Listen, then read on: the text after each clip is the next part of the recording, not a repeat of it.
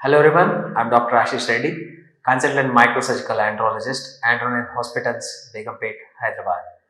ఈరోజు మనం డిస్కస్ చేసే టాపిక్ వెరీ కామన్, 170 మందికి ఉండేంత కామనెస్ట్ ప్రాబ్లం ఇది శీఘ్రస్ఖలనం. అంటే మీకు సెక్స్ చేస్తున్నప్పుడు త్వరగా వీర్యం కారిపోతే దాన్ని శీఘ్రస్ఖలనం అంటాం. అండ్ దీన్ని 2 టైప్స్గా మనం కన్సిడర్ చేయొచ్చు. ఒకటి, ఎప్పుడైనా మీకు వీర్యం 3 నిమిషాల లోపలనే వచ్చేస్తే ఇది శీఘ్రస్ఖలన సమస్య అనవచ్చు. రెండవది నంబర్ ఆఫ్ స్ట్రోక్స్, అంటే ఒకసారి యోని లోపలికి పోయి బయటకు రావడాన్ని 1 స్ట్రోక్ కింద కన్సిడర్ చేస్తే, అట్లా 20 స్ట్రోక్స్ కంటే ఎక్కువగా చేస్తే అది నార్మల్, 20 స్ట్రోక్స్ కంటే తక్కువ చేస్తే అది శీఘ్రస్ఖలనం అనే ఛాన్సెస్ డెఫినెట్లీ ఉంటుంది. సో ఈ శీఘ్రస్ఖలనం దీనికి కాజ్ చేసే రీజన్స్ అనుకుంటే, ఒకటి ఎగ్జైట్మెంట్ ఫ్యాక్టర్స్ ఉంటుంది, ఒకటి అంగం దగ్గర సెన్సిటివిటీ ఉంటుంది. కొన్ని రేర్ కేసెస్లలో మీకు ప్రాస్టాటిక్ ఇన్ఫెక్షన్స్లో కూడా కొందరు శీఘ్రస్ఖలన సమస్యలు ఈ మధ్య రెగ్యులర్గా చూస్తున్నాం. సో ఈ 3 రీజన్స్ వల్ల మీకు ఈ శీఘ్రస్ఖలనం అయ్యే ఛాన్సెస్ ఉంటాయి. ఇది ఒక్కొక్క ఏజ్ గ్రూప్లో ఒక్కొక్కలాగా ఉంటుంది. యంగ్స్టర్స్లో చాలా వరకు మీకున్న ఎగ్జైట్మెంట్ ఫ్యాక్టర్స్ వల్ల కానీ, లేకపోతే భయం వల్ల కానీ శీఘ్రస్ఖలనం జరిగిపోయే ఛాన్సెస్ ఉంటాయి. రెండోది, అంగస్తంభన సమస్య ఉన్న వాళ్ళు కూడా శీఘ్రస్ఖలనం జరిగిపోతుంది. అది ఈ ప్యాటర్న్ ఎక్కువ శాతం మనం ఒక 40-45 ఇయర్స్ క్రాస్ అయిన వాళ్ళు కామన్గా చూస్తుంటాము. వీళ్ళకి అంగస్తంభన సమస్య, అంగం గట్టిపడకుండా డైరెక్ట్ వీర్యస్ఖలనం జరిగిపోతుంది. సో ఇలా ఉండడం వల్ల కూడా మనకి దీన్ని శీఘ్రస్ఖలనం కింద కన్సిడర్ చేయొచ్చు.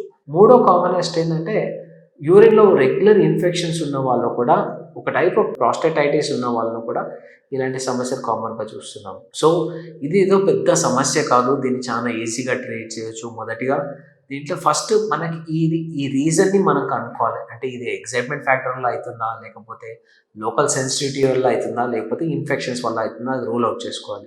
మనకి జనరల్ కాసెస్లలో అంటే డయాబెటీస్, హైపర్ టెన్షన్ కూడా అవుతుంది అంటారు, కానీ జనరల్లీ దానికి పెద్దగా ఎక్కడ ఇలా అవుతుంది అనేది ఎక్కడ దానిపైన ఎంత పెద్దగా మెటీరియల్ లేదు. సో సైంటిఫిక్ ఎవిడెన్స్ లేదు.